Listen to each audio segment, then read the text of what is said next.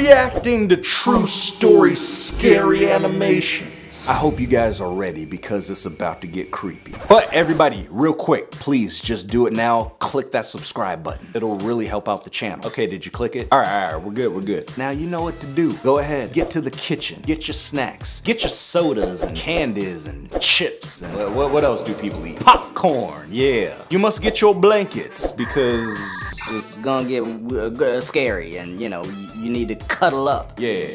And after you've gotten your snacks, make sure to please click that first link in the description below and subscribe to MJV Animations. They're the ones that made these amazing animations that we're about to watch. And finally, comment down below something scary. You can put your grandma, you can put clowns, or you can put the bathroom. Let me know. And let's go! I did deliveries for a popular fast food place in my town during the end of my high school years.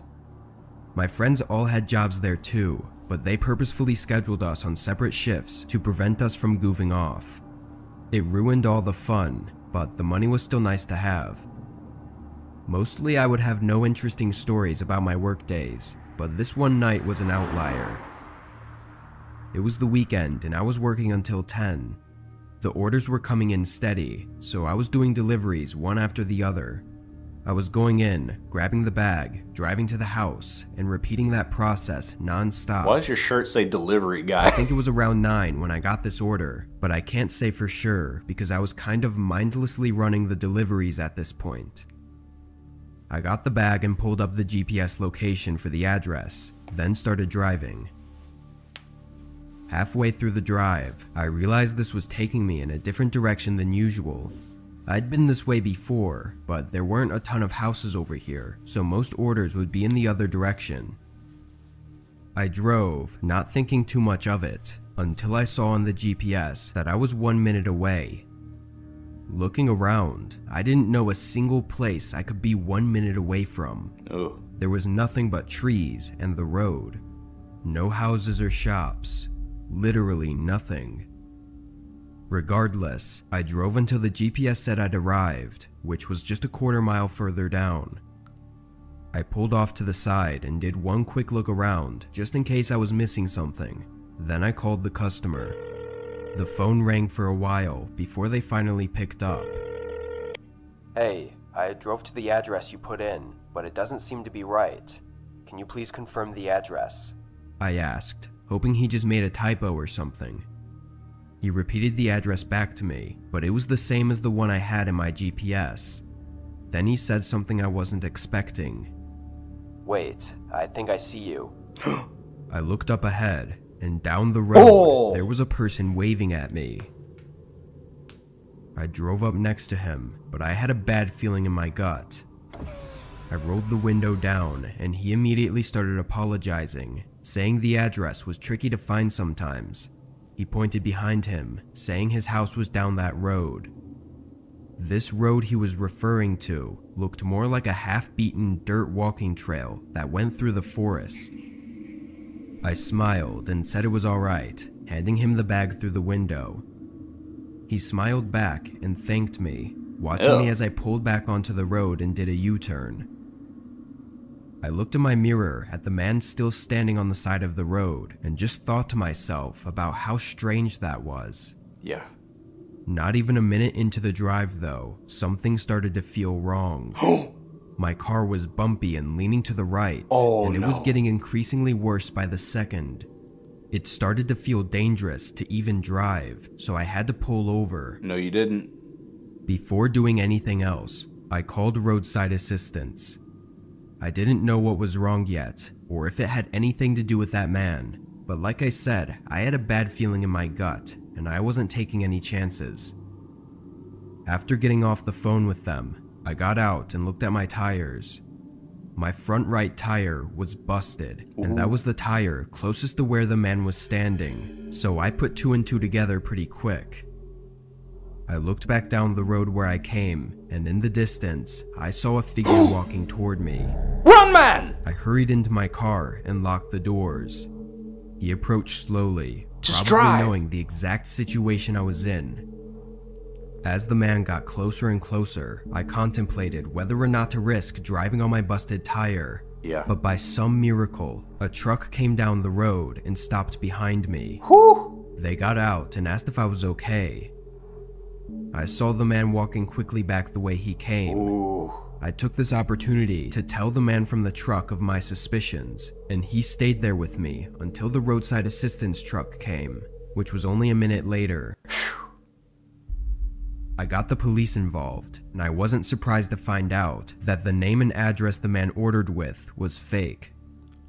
I don't know what he was trying to do, but making me drive all the way out on an empty road hidden by the forest makes me think it would have been more than just a robbery. Ooh. That smile, though. When I was 17, I worked at my mom and dad's local restaurant. We were never a busy place, but it was enough to get us by. I ran the cash register and occasionally would help out waiting tables and cleaning. My parents were really nice about giving me flexible hours whenever I needed for school or whatever. Over the summer though, I'd be working full 40-hour weeks, typically from the afternoon until closing. This was my second year working there, and during the last half of summer, my parents had me do the closing tasks for most nights. I'd be there for maybe 15 to 30 minutes after restaurant hours to count the money and clean up. It wasn't difficult or anything, but it was just a tiny bit of extra responsibility. Anyway, on this Friday night, my dad and I had a somewhat busier night than usual. We were the only two workers there, aside from the assistant cook. At closing, my dad helped me out for a few minutes, then locked up the front doors and left for the night. I had plans with a friend after work, so I was rushing to get everything done. When I finished, it was a few minutes past 11. I walked out the back door, which led to a small employee parking lot, but I was taken back when I saw some guy right next to my car. He was looking through my windows, like he was trying to see what was inside. Hey, get away from my car. He looked over at me, showing his face for a split second, then ran into the trees behind the parking lot. I didn't see him long enough to get a good look, but the only feature I could really make out was his long, unkempt, and patchy beard. Jafar! He was a freaky looking guy, and I was feeling really uneasy as I drove away. A couple days passed, and on this night, it was just me and the assistant cook working the closing shift. It was a weekday, so it was slow, but just 20 minutes before closing, a guy walked through the door. He sat at a table without saying anything. Ooh.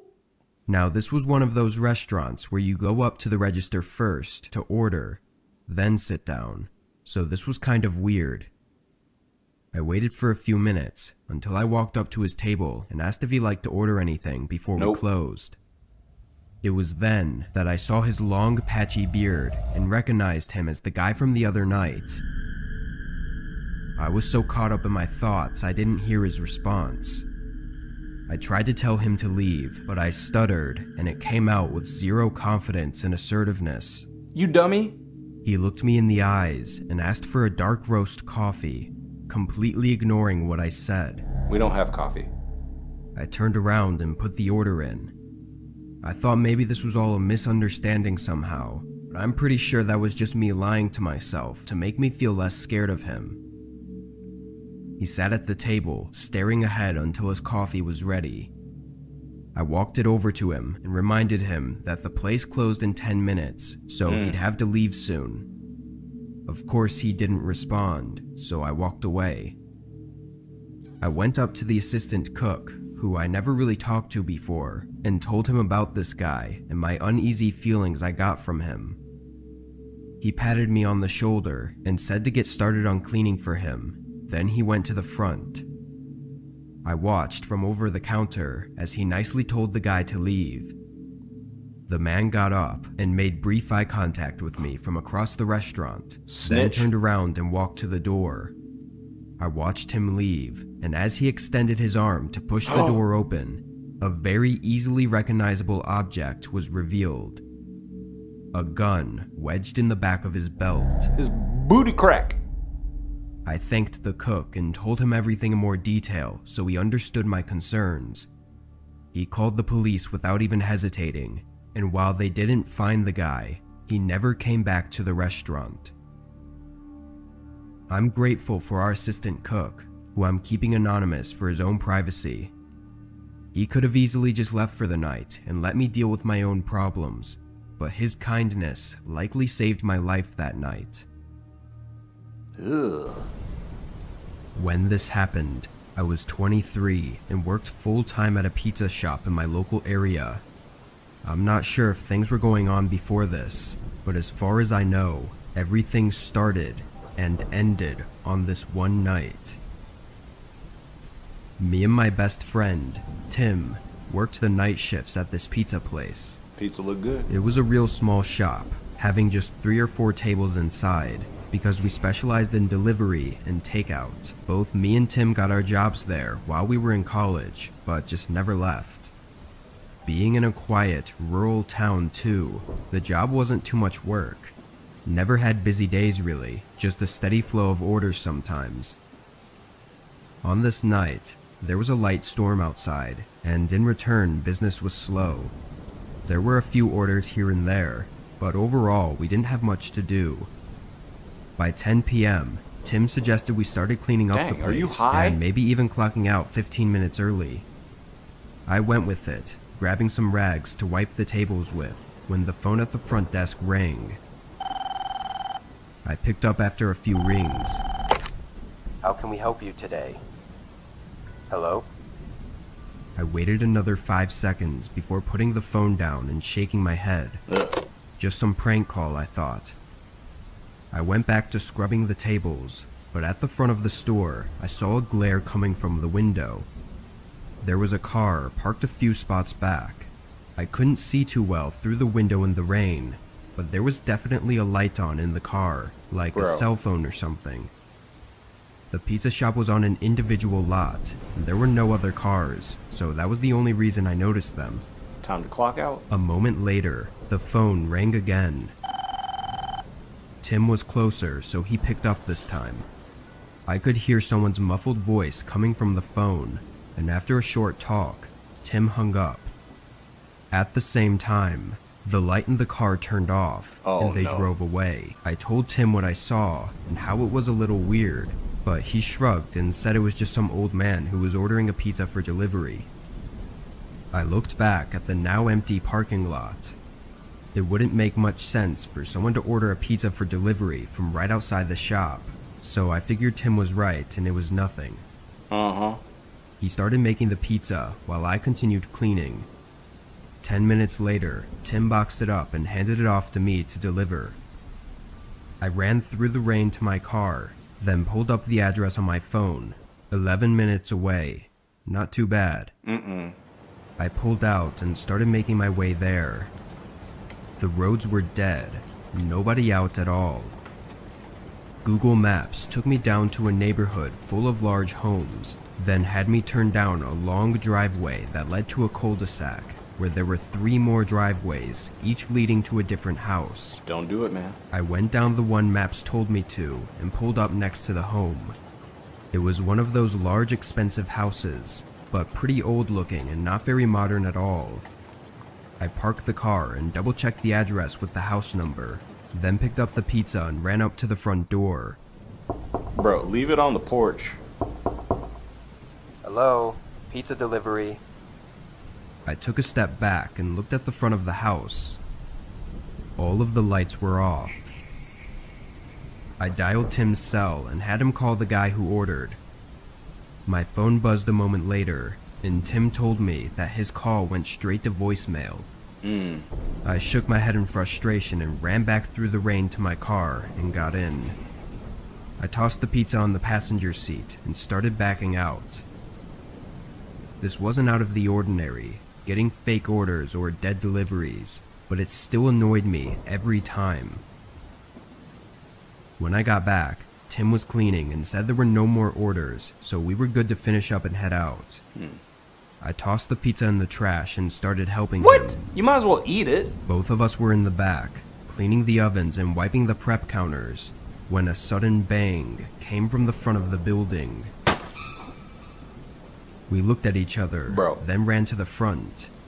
At first, we didn't see anything, but then Tim spotted a small crack on the door.